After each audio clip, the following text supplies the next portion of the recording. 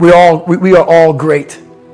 No matter if you think you're dumb, no matter if you think you're fat, no matter if you are fat, no matter if you've been bullied, or no matter if you just got back from Iraq or Afghanistan and you have no legs or your arms or whatever, man, we all have greatness.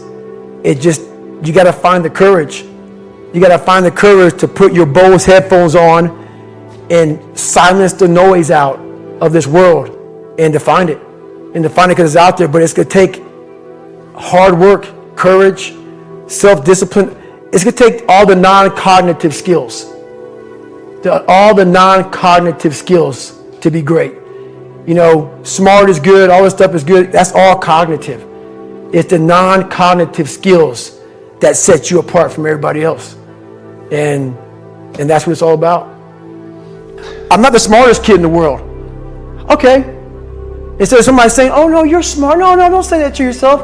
I said to myself, no, I'm a dumb motherfucker. Okay, roger that. How do you get smarter? Educate yourself. So the things that we run from the truth. We're running from the truth, man. So the only way I became successful was going towards the truth. As painful and as brutal as it is, it changed me. It allowed me to become, in my own right, who I am today. My biggest advice to give everybody in the world is, like I say, we live in an external world. Everything is you got to see it, touch it. It's external. If you can, for the rest of your life, live inside of yourself. Stop listening to people who are calling you fat, gay, transsexual, nigger. Everything that is makes no sense. All these insecure people putting their insecurities on you, you got to flush it out. You got to just be whoever the hell God or whatever the hell you believe in. If you believe in nothing but yourself, I don't care what it is. You got to take everything and throw it away. You have to believe in one thing, and that is yourself. And I'm not saying don't believe in God or what you believe in, but right now, for you to find greatness in yourself, you're not going to find it by looking in a book or by even hearing me. I may give you the spark, but you've got to go inside yourself to find it. And that means you got to be quiet. Shut the fuck up, go in a room, stop talking, search your soul, search your mind, search your abilities, and you'll find it. But if you're not looking for it, you won't find it. So you got to go start your journey. And the journey starts with you finding, why the hell am I here on this planet Earth? Why am I here? And if you don't know that, you will live the rest of your life searching, always asking the question, why? Tighten up, people. It's okay. Trust me, it's okay. You might be called nigger one day. It's okay. You might be called some Jewish word or some faggot or gay word. It's okay. Let them call you that. What are you going to do now? They don't own your life. How are you going to control that now? How are you going to flip it upside down and say, roger that, now I'm going to harness this shit, and you'll read about me years from now? How? That's the question. How are you going to do that? Thicken your skin. Become more of a human being. Don't be afraid of the reflection in the mirror, because that's all you can be afraid of. Once you overcome the reflection in the mirror, you've done it. So, I get an email the other day. This young man wants to be a ranger, but he's afraid to go to ranger school. Not because how hard the training is, but because he's afraid if he fails, what people are going to say by judging him. One thing in life, this applies to everything in life. Anytime you move from being normal to trying to be exceptional, people aren't going to like that shit. Those normal people, it makes them feel like shit, so they're going to judge you. And nowadays, it's very easy to be a fucking coward. Why? We got Instagram and shit. Most folks don't tell you to your face. They go online, they post about like cowards. Don't let cowards get in your fucking head. And last thing, make sure you do you. Stay hard. What brings me joy and happiness is knowing how beautiful the mind is. And I'm one of the few people that didn't read about it, didn't experience it through some drug.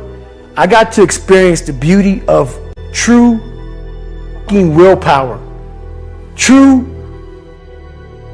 I'm going to fail, I'm going to fail, I'm going to fail, I'm going to fail. and I will succeed. Just me talking about that gives me a feeling I know what I did. And I don't need to travel somewhere or to have this or have that. I have it all here in my mind. The beauty is remembering this young, dumb, what people call nigger, is now where I'm at today. And that is, when you finally get to that point, for me, it's for everlasting peace.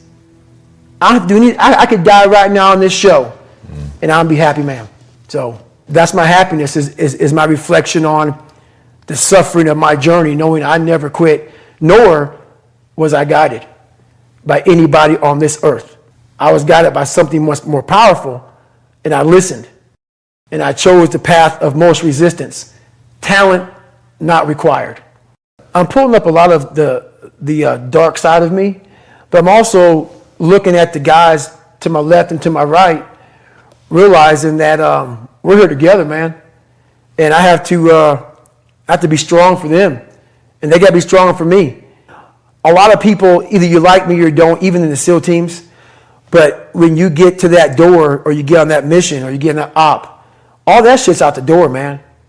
You know, you do it honestly. I mean, people say all the time in these movies and shit, you really out there fighting for that guy beside you, and you can't be a coward. Because you know what? And this is how I look at everything I do now in life, and this sums it up. I hated jumping out of airplanes. I hated shooting guns. I hated the job as a Navy SEAL. But I did it because I wanted to change myself. Everything I do, I'm not really comfortable doing. But if you choose to go that route, to go be a Navy SEAL, you might as well go be the hardest mother in the world. Because if you're choosing to do something, you have two routes. You can go there and be a little weak person and get through barely, and that's your reputation. Or you can go through the hardest guy you can possibly be, and that's your reputation. So my whole thing is, if you're going to choose to open that fucking door in Iraq or Afghanistan, open the motherfucker and go in hard. Because they're going to remember you by slowly opening it and peeking in. So if you're going to open it, and you made the mind to open it, don't crack it open. Open the fucking door, go in. That's with life. If you're choosing to do something, attack it. Because they're going to remember you as not attacking it. So I want to be remembered. You can hate me, but there's one thing you can't say about me. I didn't attack it. So that's the mentality to have. If you're going to do something, you might as well attack it, because you can do it anyway. So the accountability mirror is something that I kind of came up with in high school. Like I said, I started shaving my head when I was 16, and I got caught up in trying to impress so many people because no one liked me. So I developed so many different identities. Let me sag my pants. You know, let me pull my pants up. Let me talk this way, or act this way, or be this way, or whatever the hell it may be. God, dog, there's so many different things I did to try to fit in with so many different groups, that when you look in the mirror, that's the one person you can't lie to. So every morning I would shave my head thinking, God, I'll reflect back on some of the lies I may have told somebody, or some of the ways I acted that I didn't feel comfortable doing. And I did it to impress other normal people. The key word there is normal, everyday people.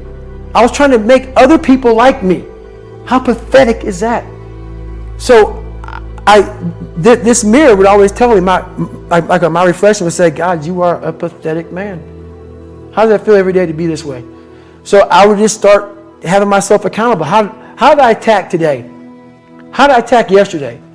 And if I didn't do something I was proud of, I would write down a sticky note, and I would fix it.